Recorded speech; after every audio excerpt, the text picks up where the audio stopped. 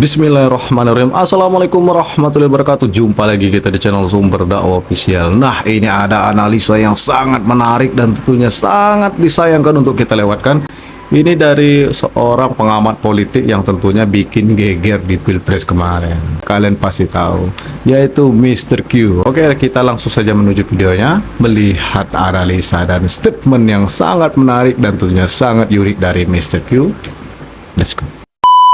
Nah, kalau kita runtut, Bang, wacana itu walaupun ternyata pada tanggal 14 Februari adalah bola plastik yang bocor, yang kempes, tapi ternyata itu tetap digaungkan terus. Sampai kemana? Milestone berikutnya adalah sidang gugatan Pilpres di Mahkamah Konstitusi.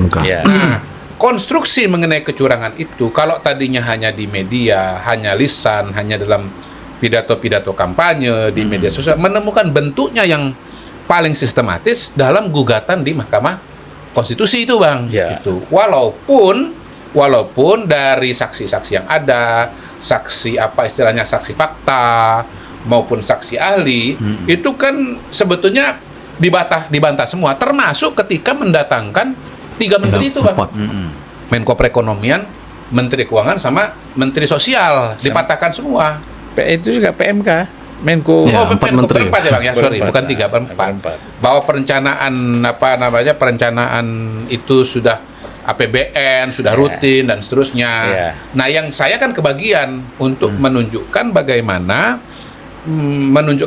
dampak dari bansos terhadap perilaku pemilih itu sebetulnya asumsi saja, hipotesa yang tidak terbukti pada level kesimpulan. Kalau di kampus bansos dan berpengaruh terhadap perilaku pemilih, itu yang disampaikan itu masih hipotesa, Bang. Hipotesa itu harus dibuktikan pakai data. Ya, betul. Nah, bukan dengan narasi, dengan omon-omon. Data risetnya Kompas, data indikator yang menunjukkan tidak ada hubungan atau tidak ada pengaruh antara pemberian bansos dengan perilaku pemilih.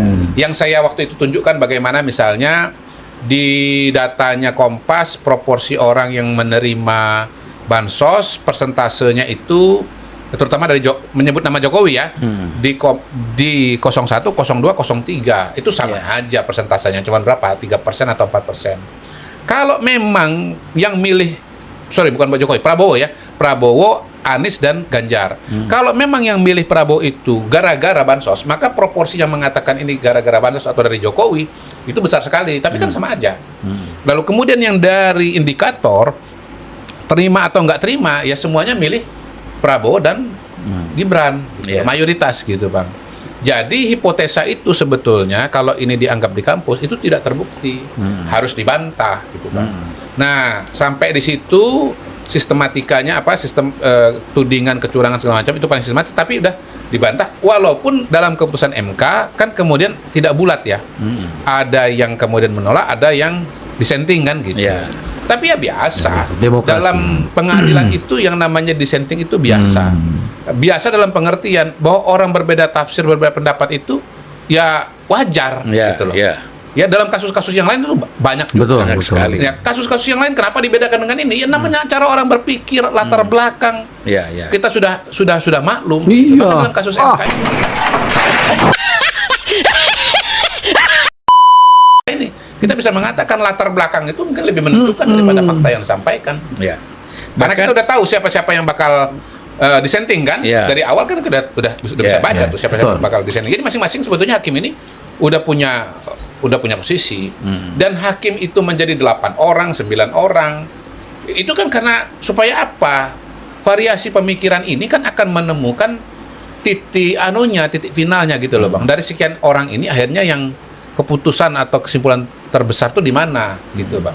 Itu menurut saya. Nah, yang menarik lagi, mohon maaf nih agak panjang nih karena ini kan cerita berbulan-bulan. Harus kita runtut. Pada poin berikutnya adalah ketika penetapan calon, PDI Perjuangan tidak hadir. Artinya tetap bertahan dengan wacana kegelapan demokrasi itu, wacana kecurangan pemilu itu. Lalu kemudian kita lihat Mas Hasto, saya lupa nih.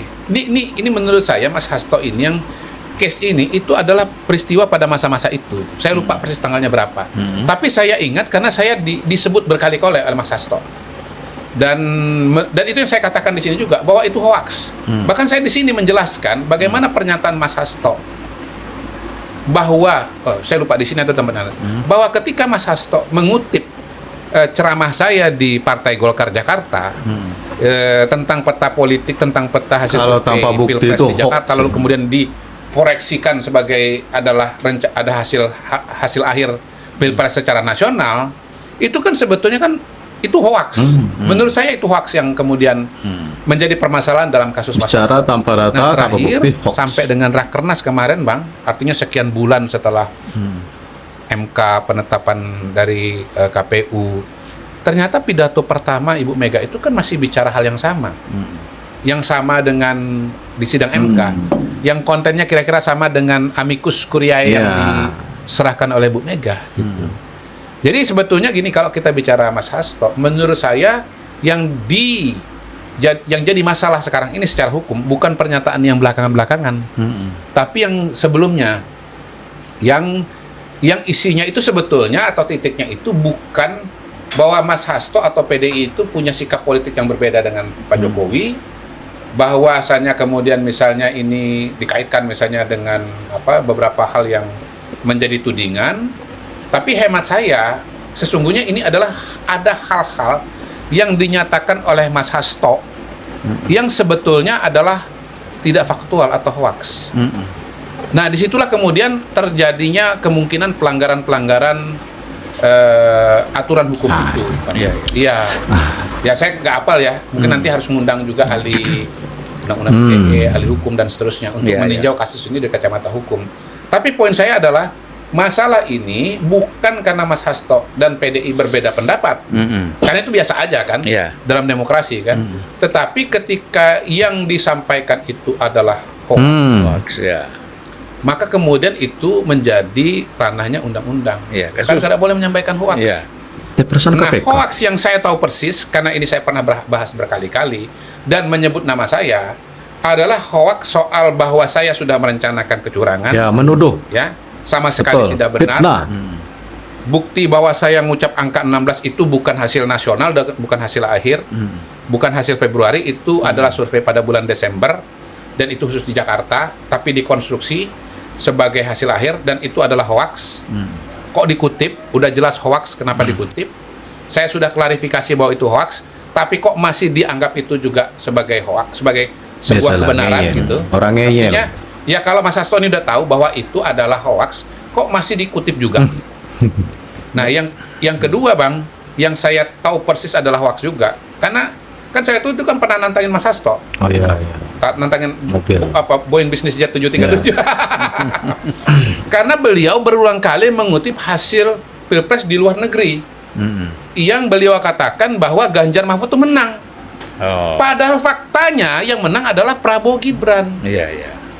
Nah, ketika mengatakan ini Ganjar Mahfud menang, ini kecurangan, padahal realitanya, faktanya adalah yang memenangkan Prabowo dengan Gibran bukan hanya persentase, tapi juga dengan jumlah dapil ya istilahnya ya, TPS yang ada di luar negeri, dimenangkan persentasenya oleh Prabowo Gibran. Menurut saya disitulah kemudian ini dia menjadi masalah gitu.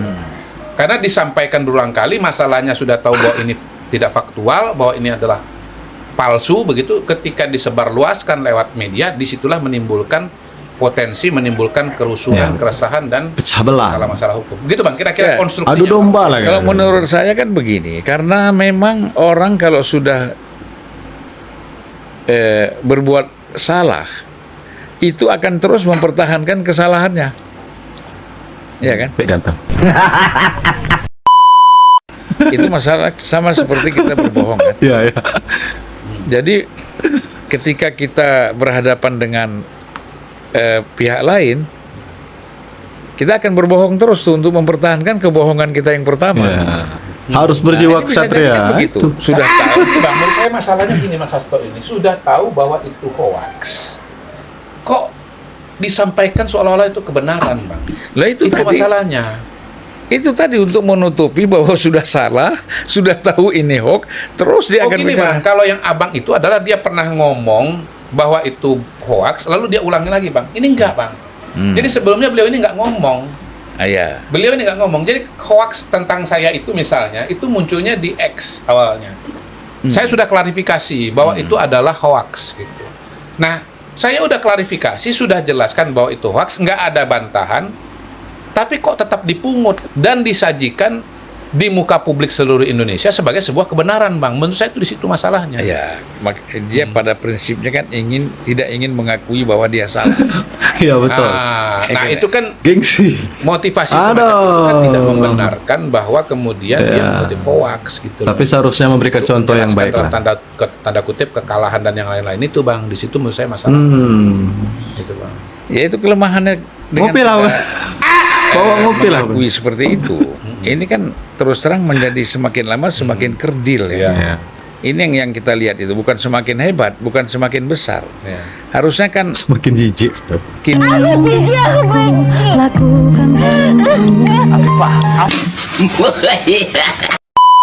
kita sudah masuk pada bagaimana membangun Indonesia ke depan, Ya, ke betul, depan ini betul. yang lebih baik.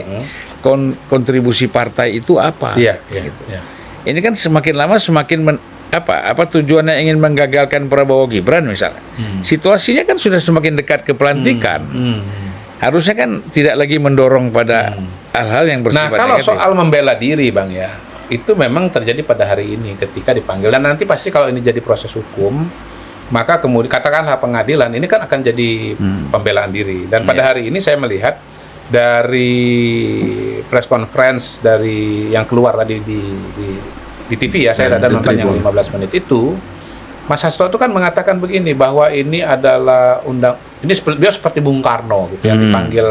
Ada nyebut nama Bung Karno ya kalau nggak salah? Ada. Saya baru nonton sekali sih. Ada. Hukum kolonial. Ya, kembali kepada yang Abang sampaikan, bahwa seolah-olah kalau dipanggil polisi itu kemudian adalah apa tadi siapa? Negatif situ. Pemerintah ini tidak demokratis. Tidak iya. demokratis gitu. Nah, Susah lah. konstruksi yang dibangun oleh Mas Hasto sekarang Kalau ke adalah sini susah, bahwa ya? dia dipanggil polisi karena sikap politiknya berbeda. Hmm. Nah, mungkin pentingnya diskusi kita pada hari ini adalah Iya. bahwa dipanggilnya itu bukan karena berbeda pendapat, Betul. Iya. karena Anda mengutip hoax, Pelanggaran. karena Anda menyebarkan hoax. Melanggar hukum. Nah, disitulah kemudian pasal itu muncul. Nggak ada pasal berbeda pendapat, hatsai artikel dan segala macam itu, ujaran kebencian. Gitu. Ya kita lihat aja lah, mungkin perbandingan. Sekarang Rocky Gerung tuh apa namanya dihukum nggak secara Pidana. secara proses Yuridis ya. yuridis, gitu. Pengadilan, gitu. Atas pendapat pernyataan dia. Gitu. Bukan hanya pendapat, caci maki. Caci maki. Ya betul. Lebih ke cuci Iya maki. kan? Iya. Kan orangnya kan masih ada gitu loh. Ada dan bebas berbicara. Nah, karena begini, kita harus berbicara Dan masuk masih bisa kepada ketawa, tadi oke. urusan hoax atau bukan tadi, Bang. Selama tidak mengutip hoax yang betul-betul faktual adalah hoax, maka itu dalam tanda kutip masih belum masuk ke dalam koridor hukum gitu loh. Iya. Iya. Itu poin saya barangkali kalau buat perbandingan. Itu kan persepsi ya. Iya. Masih dalam Jadi channel Iya, nggak tapi pernah kalau mengutip sudah hoax. faktual kan Bang, itu kan ada proses pembuktiannya nanti. Misalnya gini, kita di masa lalu itu apa contohnya ya, yang pernah kemudian menjadi hoax jadi masalah. Nanti mungkin bisa teman-teman ya orang hukum lah yang ngomong ya Bang ya, nanti bisa kan selain itu juga Hasto katanya mau akan dipanggil KPK pekan depan ini. Oh,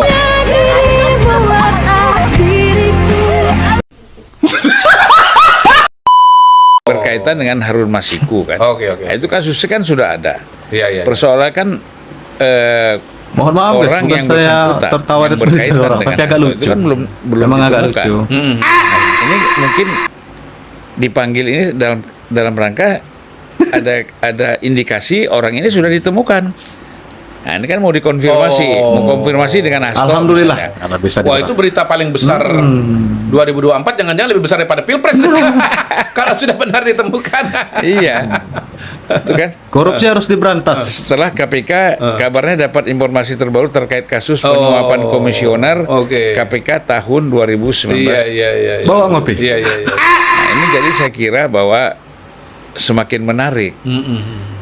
Ya. Kan Ini pernyataan abang ini luar biasa loh. Dipanggil ini gara-gara apa gitu ya? Jangan-jangan Ya, karena Harun Masikunya udah ditemukan. Hidup atau mati, Bang? Ini belum tahu. Kita harapkan masih hidup Ya. lah ya. Amin, amin, amin. Mati. Masa saksinya Iya, mati iya. kan nggak Iya, susah iya, juga. iya. Biar bisa sampai ke Jadi akar-akarnya. Panggil itu terkait dengan kasus Harun Masiku Ya, ya, oleh ya. KPK gitu kan. Gini, kalau Harun Masiku itu saya kira ada dua hal, Bang. Pertama adalah pihak-pihak yang terlibat dalam proses Harun Masiku. Setahu saya juga pihak-pihak yang dianggap terlibat itu sudah dihukum. Bahkan sudah ada yang menyelesaikan hukumannya kan, kayak mantan anggota KPU itu udah keluar itu, Bang, gitu. Nah, pertanyaannya, apakah ada data baru atau bukti baru di mana bukti baru ini melibatkan orang baru yang selama ini istilahnya lepas dari proses hukum? Kalau dalam kasus Vina yang lagi viral ini, Ya. ini Yang malas saya sebetulnya sebenarnya ada Peggy-nya nggak nih? Ya kan gitu kan? Iya, iya. Yang dihukum kan 9 orang nih. Lalu ada 3 lagi, katanya 3 lari.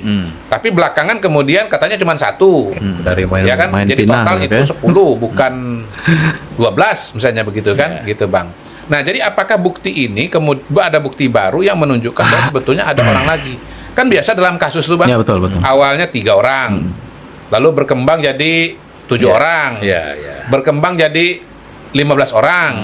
Gitu, Bang. Nah, itu pertama menurut saya yang menarik ya. Kasus BTS misalnya, tadinya kan hanya melibatkan orang-orang yang ada Iya. di apa nama perusahaannya itu? Bakti. Tapi kan lama-lama berkembang sampai anggota BPK kan, Ahsanul Qosasi segala Terakhir macam. ya, BPK. Iya, Bang, itu, Bang. Pihak swasta lain Dan pihak sampai swasta kepada lain. BPK. Betul. Nah, tadinya hanya sampai ke siapa adiknya mantan Menkominfo, Joni Plate.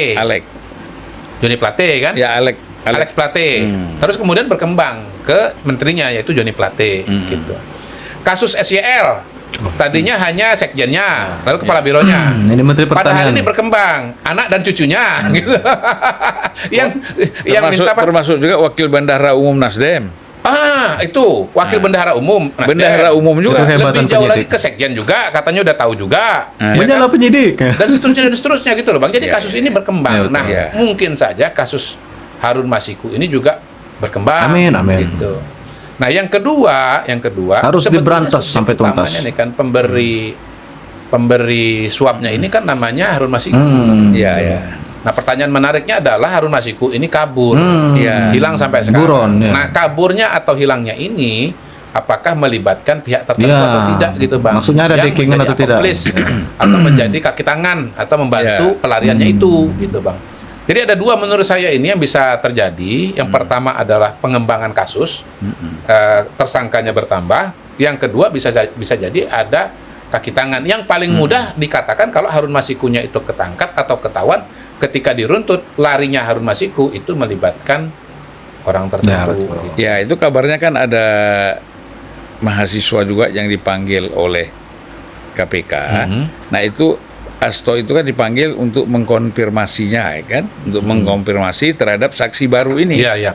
Dan harus dikatakan, Bang, ya belum tentu Mas Hasto nanti tersangka. Ya, belum atau lah. kasus ini belum tentu gitu. Jangan Dan panik saya ya. kira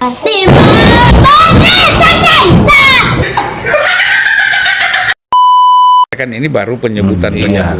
Kalau iya. kita Kan bersalah diperiksa jangan kan, panik, Bang. nyantai. Sebagai saksi Ya. kan biasa. Ditanya. Ya.